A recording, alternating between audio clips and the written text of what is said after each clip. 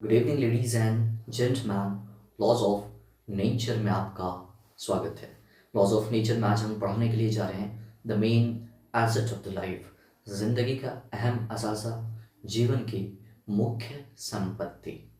The main asset of the life, जिंदगी की मुख्य संपत्ति में जहाँ तक कि मैंने खोज की है, जहाँ तक मैंने तलाश किया है, डिस्कवरी की है, मुख्य खोज में जीवन का वो जिंदगी ही है। आप अपने नज़रिए से अपने अंदर कुदरत के दिए हुए तोहफों में से बेहतरीन चीज़ें दरियाफ्त करने की कोशिश कीजिए, तलाश कीजिए कि कौन सी चीज़ें कुदरत ने आपके अंदर अजीम दी हैं, बेहतर दी हैं। हालांकि कुदरत की दी हुई हर चीज़ बेशकीमत है, उसका कोई रद्द बदल नहीं। तो चलिए आज हम the main asset of the life में पढ़ने के लिए जाते हैं, समझने के लिए जाते हैं ज़िंदगी के बारे में, लाइफ के बारे में। लाइफ, ये ज़िंदगी जो है हमें टू फॉर्म में मिलती है। एक तो स्पिरिट के, रूहानियत के फॉर्म में, दूसरे एनर्जी के फॉर्म में, कुव्वत के फॉर्म में। एनर्जी यानी कुव्वत। एनर्जी के अब दो टाइप्स हो जाते हैं, दो इसके प्रकार हैं। एनर्जी दो तरह की है हमारे पास, एक तो मेंटल एनर्जी है, दूसरे के फिजिकल जिस्मानी एनर्जी। दो तरह की कुव्वत है हमारे पास। दूसरा के स्पिरिट में, स्पिरिट में हम पढ़ेंगे इमोशन के बारे में एंड कैरेक्टर के बारे में। स्पिरिट के दो पार्ट हमारे लिविंग में, हमारे ज़िंदगी को जीने में ये दो रोल बहुत अदा करते हैं, इमोशन और किरदार, जज्बात और किरदार, दो चीज़ें। और इन दोनों चीज़ों को, एनर्जी और स्पिरिट को लेकर के हम किस चीज़ के दरमियान चलते हैं, किस सर्किल के अंदर चलते हैं, वो है टाइम, वक्त।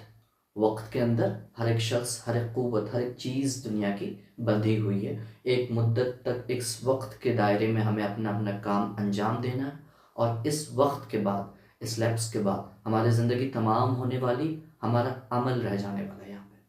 तो चलिए एनर्जी से आगाज़ करते हैं, शुरुआत करते हैं। दो तरह की एनर्जी है हमारे पास, एक तो मेंटल है, दूसरे के फिजिकल है। मेंटल एनर्जी, अब अपने जहनी सलाहियत आपकी क्या है, आप किन चीज़ों को सोचते हैं, विचार रखते हैं, अपने आप को एक्सप्रेस करते हैं, आपकी पर्सनालिटी का एक हिस्सा बन जाता है आपकी मेंटल स्टेट। अब मेंटल स्टेट को अच्छा करने के लिए, प्रखर करने के लिए, बेहतर करने के लिए आपको अच्छी बुक्स का चुनाव करना चाहिए, अच्छे स्किल्स का चुनाव करना चाहिए, जो कि आज के ज़माने के हिसाब से उन चीज़ों को, उन स्किल्स को आप दरियाफ्त करें, उन स्किल्स को सीखें, जिससे आज के दौर में आप अपने स्किल के ज़रिए से अच्छी इकोनॉमी तैयार कर सकेंगे, अच्छा माश तैयार कर सकेंगे। तीसरी चीज़ है सेमिनार। ऐसे सेमिनार अटेंड कीजिए जिससे आपका बौद्धिक विकास हो सके, जहनी विकास हो सके, जहनी आप डेवलप कर सके मेंटली। हाँ, अब ऐसे ऐसे सेमिनार्स बहुत से होते हैं जो कि जनरल अवेयरनेस के ऊपर होते हैं। हम अपनी ज़िंदगी किस तरह से सर्वाइव करते हैं, बहुत से लेक्चर्स तो मैं लेकर के आता हूँ आपके ग्रूमिंग के लिए, आपके ज़िंदगी को बेहतरीन तौर पर जीने के लिए, कुदरत के दिए हुए एसेट्स को, कुदरत के दिए हुए तोहफ़ों को समझाने के लिए कि कुदरत के दिए हुए तोहफे आपके पास क्या क्या हैं। तो मेंटल एनर्जी को अच्छे से ग्रोथ करने के लिए आपको अच्छी बुक्स का चुनाव करना चाहिए, अच्छे सेमिनार्स लेने चाहिए, अच्छे स्किल्स को अपनी ज़िंदगी में डेवलप करनी चाहिए, सीखने चाहिए। फिजिकल एनर्जी को अब हम देख लेते हैं। फिजिकल एनर्जी मतलब जिस्मानी एनर्जी हमारे पास क्या है। जिस्मानी एनर्जी को बेहतर रखने के लिए हम क्या कर सकते हैं, एक्सरसाइज है, अच्छा डाइट प्लान कर सकते हैं। अच्छा डाइट प्लान में ऐसी चीज़ों को ऐड करेंगे, ऐसे फूड्स को ऐड करेंगे जिससे हमारे अंदर, हमारे बॉडी के अंदर कार्बोहाइड्रेट्स, न्यूट्रिएंट्स, मिनरल्स, विटामिन, सारी चीज़ें फराहम हो सकें। अच्छे साग सब्ज़ का इस्तेमाल कीजिए, फ्रूट्स का इस्तेमाल कीजिए, ड्राई फ्रूट्स का इस्तेमाल कीजिए। ऐसी चीज़ें जो कि ऑर्गेनिक हो, जो कि ज़मीन से उपजती हो, वो आपके सेहत के लिए बेहतरीन हो सकती है। ऐसी चीज़ों को अपने डाइट का हिस्सा बनाइए। दूसरी है एक्सरसाइज। आपको सुबह सवेरे उठने के पहले, फ्रेश होने के बाद अपने लाइफ स्टाइल में एक्सरसाइज को ऐड करने चाहिए। ऐसी एक्सरसाइज जो आपके फिजिकल स्ट्रेंथ को अच्छा रख सके, बेहतर रख सके। आप फिजिकली बहुत से कामों को इस जिस्म से ही अंजाम देते हैं, आपका जहन उसको सिग्नल भेजता है, सारी चीज़ें करता है, मगर आप इस जिस्म से ही उसको, अपने बॉडी से ही उसको अंजाम देते हैं। तो फिजिकल स्ट्रेंथ के लिए अच्छे एक्सरसाइज का रूटीन अपने ज़िंदगी में ऐड कीजिए। चलिए अब हाँ, हमने दो चीज़ों को पढ़ लिया, एक्सरसाइज, ये मेंटल एंड फिजिकल एनर्जी को प्रखर करने के लिए, बेहतर करने के लिए, डेवलप करने के लिए किन चीज़ों का चूज़ करेंगे, किन चीज़ों का चुनाव करेंगे। अब हम स्पिरिट को, रूहानियत को समझ लेते हैं। स्पिरिट को बेहतर करने के लिए हमको क्या करना पड़ेगा, कौन सी चीज़ें हमारे स्पिरिट में, हमारे इमोशन में, हमारे किरदार में रहती हैं, जिसकी वजह से हमारी ज़िंदगी दुश्वार गुन होती रहती है।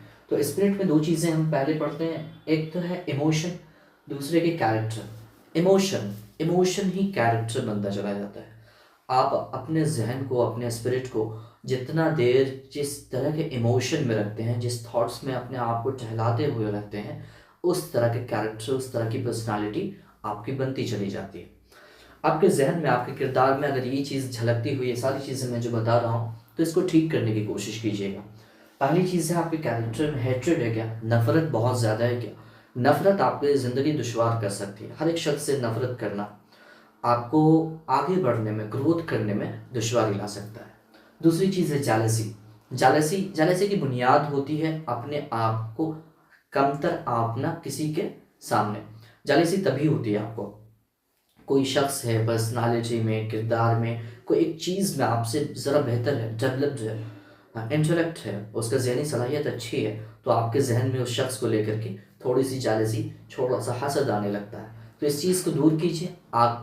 आपसे अच्छा कोई शख्स अगर आपको मिलता है तो उससे सीख लेने की कोशिश कीजिए, उसके अच्छे किरदार को अब्जॉर्ब कीजिए और अपने ज़िंदगी में उसे अप्लाई करने की कोशिश कीजिए। जालसी नहीं करना। नैरोनेस तो नहीं है आपके जहन में, बहुत ज़्यादा आप बहुत नैरो माइंडेड तो नहीं है, चीज़ों को बहुत तुंद होकर के देखते हो। आपका जहन छोटी छोटी बातों पे बड़ा क्या बोलते हैं, एग्रेसिव हो जाता हो। आप अपने डेवलपमेंट के लिए बहुत नैरोनेस हो, फेयरफुल हो, ऐसा नहीं होना चाहिए। फेयरफुल उसी से निकलती हुई चीज़ है। फेयरफुल खौफज़दा हो जाते हो किसी चीज़ को, किसी चैलेंजेस को देख करके एग्रेसिव हो जाते हो।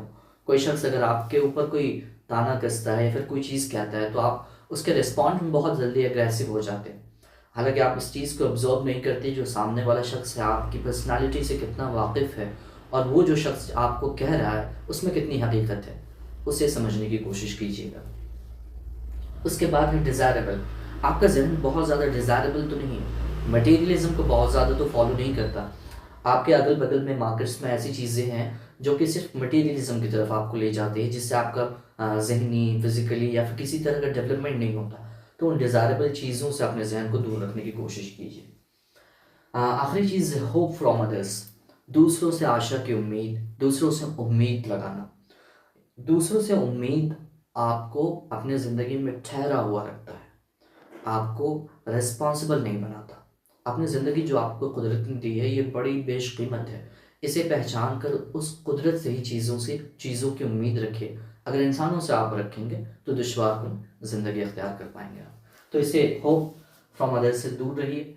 ये सारी चीज़ें जो हेट है, जालसी है, नैरोनेस है, फेयरफुल है, एग्रेसिव है, डिज़ायरेबल है, होप फ्रॉम अदर्स है, आपको किस तरफ ले जाता है? डिप्रेशन की तरफ ले जाता है, टेंशन की तरफ ले जाता है। आप जब बहुत ज़्यादा डिप्रेशन में पड़ जाते हैं तो आपको ये दुनिया आपके लिए सुटेबल नहीं लगती, ये दुनिया बेहतर नहीं लगती आपको। तो अपने आप को इन कैरेक्टर से दूर रखिए, अपने इमोशन में पॉजिटिवनेस लाइए, अच्छी चीज़ों को ऐड कीजिए, मेडिटेट कीजिए। अब इमोशन को प्रखर रखने के लिए, बेहतर रखने के लिए आपको जो चीज़ अख्तियार करनी है वो है प्योरिटी अख्तियार करनी है। प्योरिटी, जो मुस्लिम्स तबके से जो लोग बिलोंग करते हैं, तो हमारे मज़हब में इस्तग़फ़ार की बड़ी फजीलत है। उस चीज़ को अख्तियार करें कि अगर आप बैठते हैं कहीं पे तो बैठ करके इस्तग़फ़ार करने की कोशिश करें, बैठें, इस्तग़फ़ार पढ़ें। उससे आप अपने जहन को, अपने इमोशन को थोड़ा कंट्रोल कर पाएंगे। ये आपको प्योरिटी जो है ना, आपको कॉन्शियस करता है, होश और हवास में लाता है। आप अपने जहन को, अपने स्पिरिट को अगर साफ़ करते हैं किसी फेयर से, हेट से, किसी भी तरह की चीज़ें अगर आपके अंदर मंजमित हो रही हैं, उसको प्योरीफाई करते हैं तो आपका कॉन्शियस डेवलप होने लगता है, आप होश और हवास में आने लगते हैं। इससे आपकी इल्मी, अमली और जज्बाती सलाहियत बड़ी बेहतर होती है।